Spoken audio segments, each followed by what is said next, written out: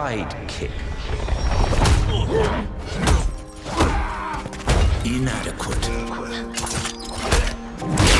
For those of you who haven't given this one a shot yet, just to get the mystery out of the way, Gotham Knights is one of the most awaited games of 2022, came out a couple of months ago, and has ever since just been a disappointment in a lot of ways. See, if you do like the idea of playing a Batman gaming co-op without Batman himself, well, actually some really fun combat, Gotham Knights does deliver that in addition to a huge open world. Other than that, game's got nothing else to offer the series haven't featured 100 times already, and that is all there is to it. Untrustworthy. Uncontrolled. A monster. Pretender. A pale imitation. A wise, cracking disappointment. Soon, they'll starve. And the machines meant to help us are out of control. I have to find a way to fix it all. Coming up behind that, we have the most visually advanced game on the list here, Horizon Forbidden West. What I'd have to call a triumph in its series of open world games. See, Forbidden West had everything amped up, a head and a neck above, and improved in every way possible. This game could be addictive, has pretty interesting characters, a very nice plot, and a very decent graphic, on top of all hill. The music is even on point. If you have ever enjoyed the original game, this one is definitely a no-brainer. Leader, Regala, seeks to slaughter all those who've wronged her. She will kill anyone who gets in her way. They say she answers to a higher power. He supplied her with troops, weapons, even the ability to control machines. Machines of war. Whatever secrets he has, he's keeping to himself. And the solution I need is broken and scattered. Everywhere I look. Mia? No. Who's Mia? She's my sister. Promise you'll never leave me alone here. Never. I won't leave you. Swear. I don't have to. Now, at number 3, if we're talking scale, we've got over here Dying Light 2 Stay Human, the most famous survival horror open world game of 2022, hell, even 2021. See, Dying Light 2 in my opinion was a much bigger and bolder entry in this series, with of course modernized graphics, a more twisted story, and some really amazing characters to fall in love with. Nothing to get tangled with, just technical with, except just a few bugs some folks encountered. Other than that, this game is a masterpiece all the way.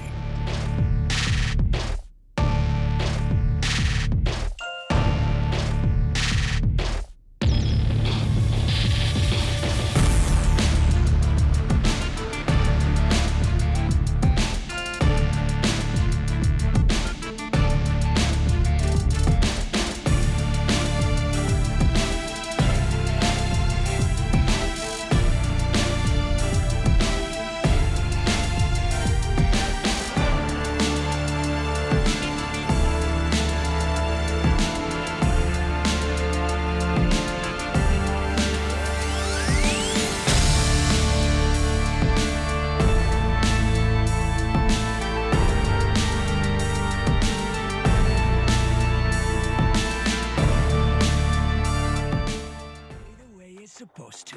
Just keep your eyes and ears open. The next few minutos could mean the difference between becoming Santo Ileso's numero uno crime boss or just another notch in some punk's stolen gun belt. Next up, we've got over here once again Saints Row's latest game, just Saints Row, would, after months and months of anticipation and rumors, came out in August as the newest game since Saints Row 4 that came out in 2013. The game featured a completely new cast of characters, some next level co-op multiplayer, and as always, one of the most insane open world aesthetics that's just possible and works for a video game. And, well, of course, just about everything the series has always had to offer and even more. Moving on. Of Santo Ileso. Try to keep up this time. This dusty jewel is a hotspot for striking it rich, from the glittering high-rises of Lakeshore right down to the dusty streets of Mercado, and across the sprawling desert that guards our city like the angel of death. It's the ultimate sinner's playground, ripe with opportunity to make a quick buck. But nothing comes for free here.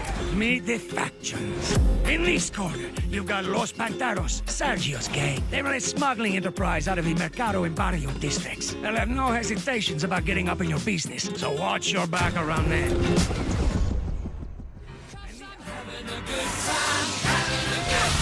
At number 5, we've got over here Sonic Frontiers. Now, it's actually pretty simple with Sonic. If you do like the idea of a 3D Sonic game that used to come out on Nintendo, remember the Sonic 3D game? Damn, man. Anyway, if an open world Sonic game with the most action you could ever imagine thrills you, well, Frontiers over here does that and a lot more.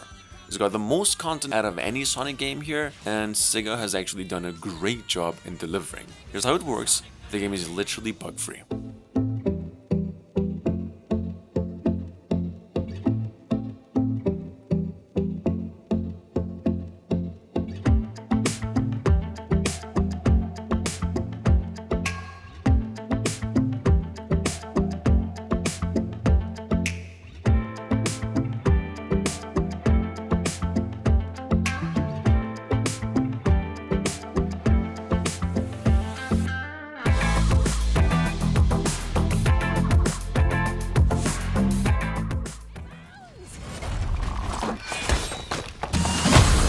If you are a Borderlands fan, or have been waiting for the right moment to invest a good amount of time in them, well, Tiny Tina's Wonderland is just one of the best options for you on the table right now if you haven't played a Borderlands game yet. It's a fantastic take on the Borderlands looter-shooter formula, with procedurally generated combats and loots, which is so much more content and the kind of game that you won't be able to put down after you've picked it up for a long time. It's addictive as hell, it's got loads of RPG elements, and it is quite huge in scale.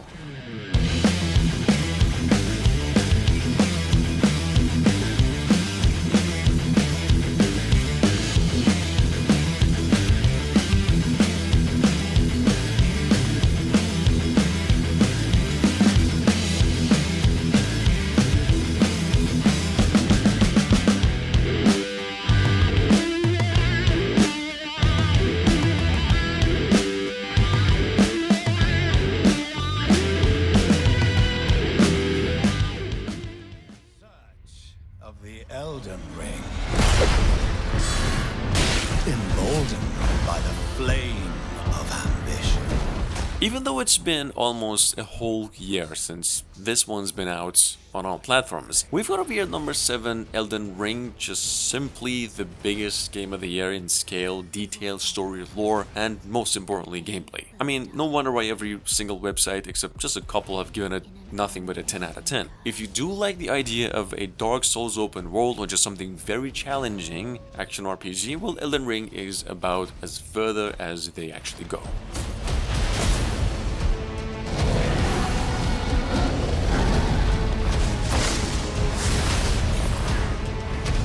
For how else is a champion or a lord to be born? Well, a lowly tarnished, playing as a lord. I command thee now!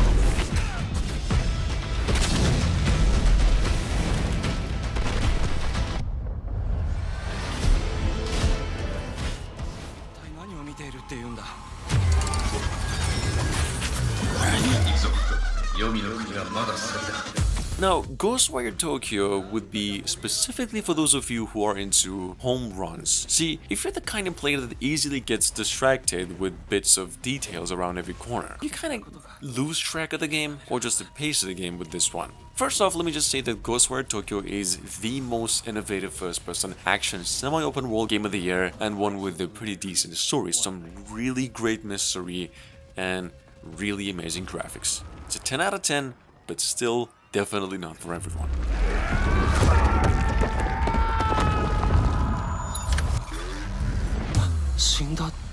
のか。体をよこせ。妹は助けてやる。終わらせるぞ。アキト。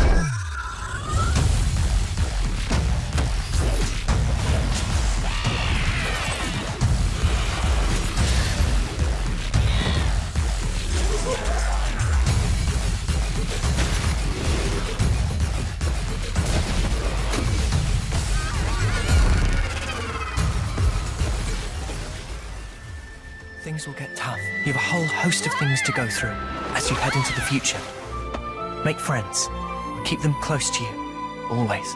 Xenoblade Chronicles, on the other hand, just automatically, pretty much just like the biggest franchises out there, let's say Final Fantasy, has always been amongst the most praised RPGs of all time. It delivers in story once again, gameplay mechanics, details, and performance. Xenoblade Chronicles 3 is amongst the top 5 Switch exclusives out of any list, not just RPGs, improved upon the original formula with much more content in environment, characters, lore, and just about the most engaging story of all time. Think you have a future?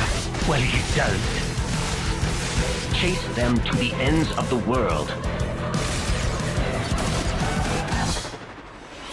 Better listen up now, because the face of your real enemy is the final act. Stop toying with everyone's lives! Our conviction has never been stronger. XSX, you're now Ouroboros. Eliminate Ouroboros at all costs. And now, we will show no mercy.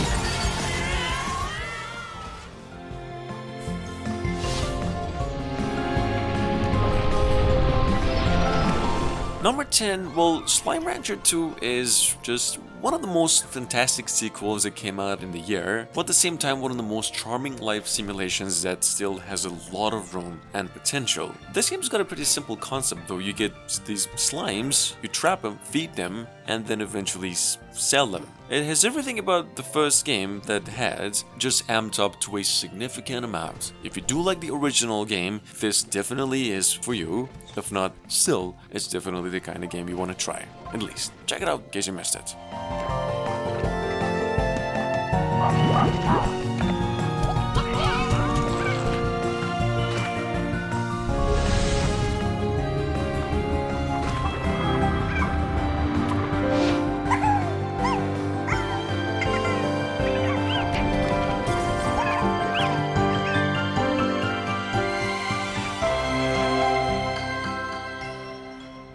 あれはタイムパトロール本部から転送されたスーパータイムマシンだ。あれを起動させられればこの周辺全てを正しい時間の流れに戻せる。 Moving on, we've got over here Dragon Ball The Breakers. Now, I'm sure most of you heard about this one by now, that the open world Dragon Ball game was one of the most disappointing entries of the whole franchise, and it's only just for a small group of gamers maybe. The game's fine, it's not bad at all, it's just the concept of it is just pretty repetitive compared to the rest of the open world games, and there's a lot of better candidates out there that you could try for much less money. This game is definitely for anime fans, and you've got to be a veteran, otherwise you're going to be very disappointed with this one. In any case, this was also one of the biggest releases of the year.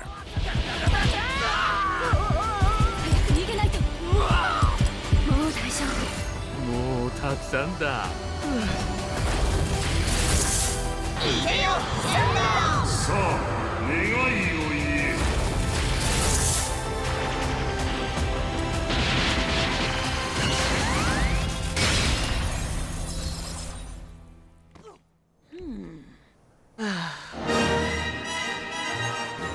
At number 12, we've got over here LEGO Star Wars The Skywalker Saga. I'm not really sure if I could give this one any specific recommendation, as this series always speaks for itself. Skywalker Saga is legitimately one of the biggest games of the year. I'm not just talking content, but also in the way of details. I mean, no one has ever heard of any bug for the game. It is huge in scale, and you could actually get bored with it if you're kind of new here. Other than that, it's a LEGO game, got all the comedy elements here, and about 10 different campaigns to play through, which take you each at least a few hours.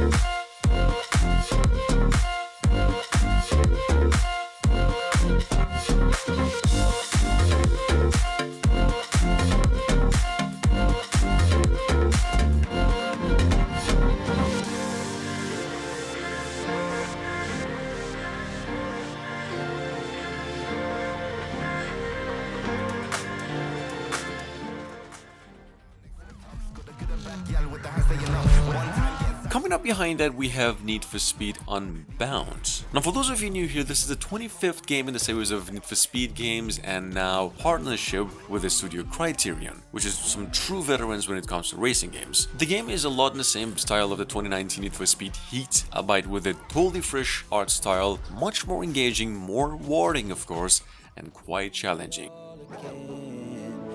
If you have played a few not so great in terms of gameplay though, open world games, the kind you just wish at times were a little less frustrating in handling, well, Scarlet and Violet is, aside from something exactly like that, the #1 recommendation I'd give you if you're into Pokemon universe. This game has such amazing characters, environments and monsters that at times you wonder why you haven't started this game even sooner. It is huge in scale, got an endless amount of content, and a Switch exclusive.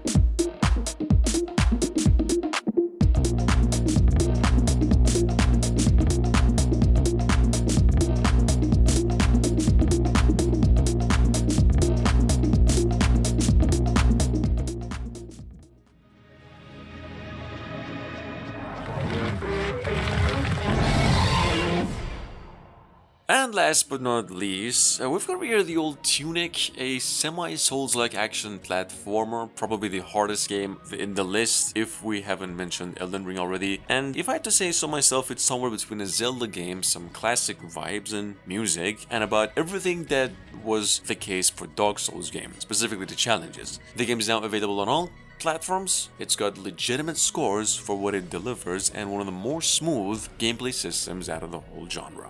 That is it.